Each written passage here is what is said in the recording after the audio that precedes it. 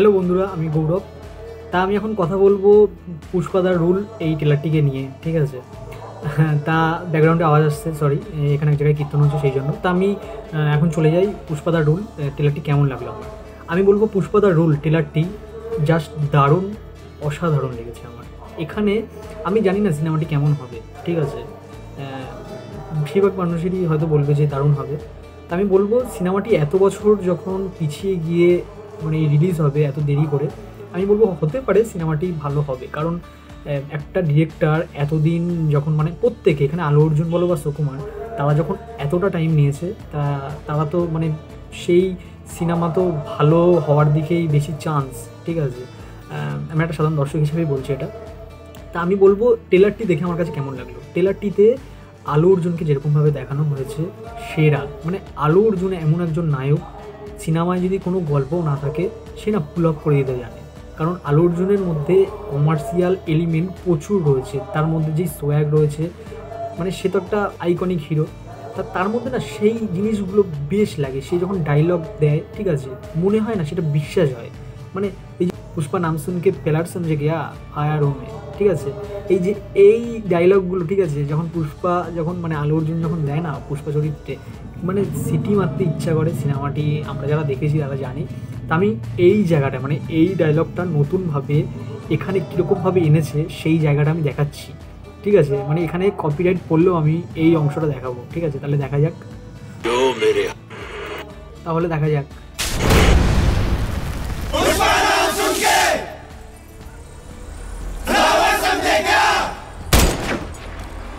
Fire है तू। Fire नहीं, वाइल्ड फायर है। তা দেখেছো তো তোমাদের কেমন লাগলো? তা যাই হোক, আমি বলবো মানে এখানে কিন্তু অনেক পুরনো ডায়লগগুলোকে নতুনভাবে কিন্তু আনা হয়েছে, সেইগুলো কিন্তু বেশ লাগছে, সত্যি বলছি।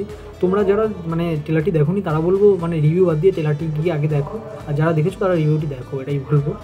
আমার কাছে কিন্তু খুব দারুণ লেগেছে। এখানে মানে রাশ্মিকার মুখে একটা ডায়লগ রয়েছে যে পুষ্পা জাস্ট নাম নেই নিয়ে, পুষ্পা মতলব ব্র্যান্ড, ঠিক আছে? তা আমরা জানি পুষ্পা প্রথম পার্টে আমরা দেখেছিলাম, ঠিক আছে, ফাহাদ ফাজিলের সাথে মানে যখন তার মানে রেষারেষি হয় সেই জায়গায় একটা ডায়লগ রয়েছে, ঠিক আছে? তা সেই মানে জিনিসটা কিন্তু মানে এখানে মানে একটা গান রিলিজ হয়েছিল অনেক দিন আগেই পুষ্পার, তো সেখানে কিন্তু সেটা ভালোভাবে আরও ফুটিয়ে তোলা হয়েছে। তা আমি বলবো যে এই ব্র্যান্ড জিনিসটা মানে পুষ্পা যে একটা ব্র্যান্ডে পরিণত হচ্ছে বা হয়ে গেছে এই সিনেমায় দেখানো হবে, সেটা কিন্তু আমরা এই সিনেমায় আরও ভালোভাবে দেখতে পাবো। তাছাড়া এখানে রাশ্মিকাকে যেরকমভাবে দেখানো হয়েছে, ঠিক আছে, মানে এখানে যে একটা মানে আইকনিক স্টাইল আছে না যে আলু অর্জুনের, যে পুষ্পা যখন বলে, যখন ডায়লগ দেয় তখন যে মানে দাড়ির তলা দিয়ে যে হাতটা দেয়, সেই জায়গাটায় হাতের বদলে তার রাশ্মিকার পাটা যাচ্ছে। তা আমার মনে হচ্ছে যে আর একটা ডায়লগ রয়েছে যেখানে আলু অর্জুন বলবে যে যেই সব স্বামীরা বউয়ের কথা শুনে তারা আরও কী করতে পারে। তা আমার মনে হয় যে রাশ্মিকাকে না একটা মানে শুধু নায়িকা হিসেবে থাকবে না, যে এক নায়কের বউ থাকতে হয় কমার্শিয়াল সিনেমায়, সেরকমভাবে থাকবে না। মনে হয় মানে কিছু একটা করতে দেখা যেতে পারে, ঠিক আছে? তা দেখা যাক সিনেমাটি কেমন হয়। মানে শেষটা যদি খুব সুন্দর করে আমি বলবো তাহলে তো বেশ লাগবে, এটাই বলবো।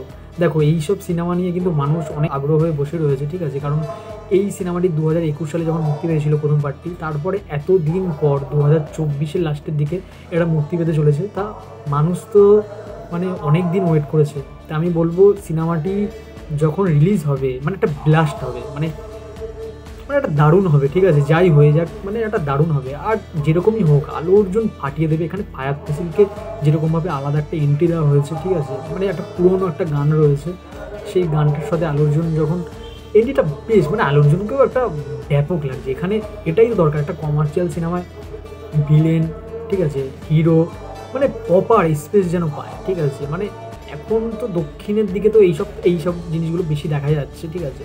তা আমি বলবো মানে এখানে বেশ ফায়াদ ফাসিল একজন বড় অভিনেতা, সেও মানে প্রথম পার্টে যতটুকু ছিল বেশ লেগেছে, এখানেও মানে আমার মনে হয় ব্যাপক জমবে ব্যাপক। তো দেখা যাক এখানে ফায়াদ ফাসিল ছাড়াও আরও কোনো ভিলেন থাকে কিনা সেটা দেখার, ঠিক আছে? তা আমার কাছে বেশ লেগেছে এই সিনেমাটির অনেক ডায়লগগুলো, সেইগুলো আমার কাছে অনেক ভালো লেগেছে, ঠিক আছে? তা বেশ ভালো। তা এখানে আরেকটা ডায়লগ রয়েছে যেটা আমি ভুলে যাচ্ছিলাম, ঠিক আছে? পুষ্পা নাম শুনে ন্যাশনাল ভাবছো, ন্যাশনাল নেই ইন্টারন্যাশনাল। তা এই জায়গাটা যখন বলবে না কি লাগবে ভাই, মানে আমি বলবো জাস্ট অসাধারণ লাগবে, মানে ব্যাপক লাগবে। তা আমার এরকম অনেক ডায়লগ রয়েছে, ঠিক আছে? তোমরা ট্রেলারটি দেখো বুঝতে পারবে। আমার কাছে ব্যাপক লেগেছে সিনেমাটি, মানে একটা ভালো সিনেমা হবে সেই দিকেই লক্ষ্য রয়েছে, ঠিক আছে? সিনেমাটি এতদিন পরে যখন রিলিজ হচ্ছে, আর সিনেমার বড় কথা যে সিনেমার বাজেট কিন্তু বেড়েছে, সেটা দেখেই বোঝা যাচ্ছে। এখানে ভিজুয়াল ব্যাকগ্রাউন্ড মিউজিকের কাজ কি দারুণ, কি দারুণ এখানে, ঠিক আছে? এখানে দেখেই বোঝা যাচ্ছে যে স্কেল অনেক বেড়েছে, অনেক। প্রথম পার্টেও যথেষ্ট ভালো ছিল, কিন্তু তাছাড়াও এখানে অনেক বেড়েছে। আর এখানে অনেক অনেক অ্যাকশান দেখা যাক। মানে পুষ্পা প্রথম পার্টে তো অনেক অ্যাকশান স্টাইল ছিল, যে মুখ থেকে যখন মারপিট করবে, ঠিক আছে, ওই গাছের তলা দিয়ে বেরিয়ে যখন মুখটা চাদর মানে ওই যে কাপড়টা সরিয়ে নেবে, তো সেরকম মানে অ্যাকশান এখানে নতুনভাবে আরও আনা যায় কি না সেটা মানে সিনেমাটা যখন রিলিজ হবে তখনই আমরা বুঝতে পারবো।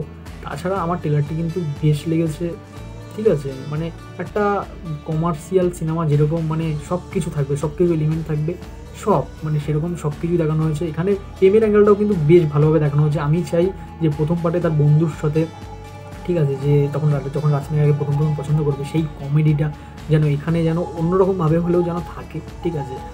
সেটাও মিস করবো। শুধু অ্যাকশন হলেই হবে না, কমার্শিয়াল সিনেমায় মানে যেরকম মানে কমেডি থাকবে, সব কিছু থাকবে, সেরকম যেন হয়। তা দেখা যাক সিনেমাটি কেমন হয়।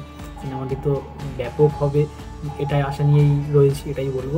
তা তোমাদের কেমন লেগেছে তোমরা কিন্তু কমেন্টে জানাতে পারো।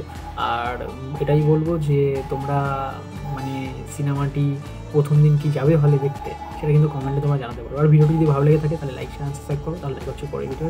টাটা।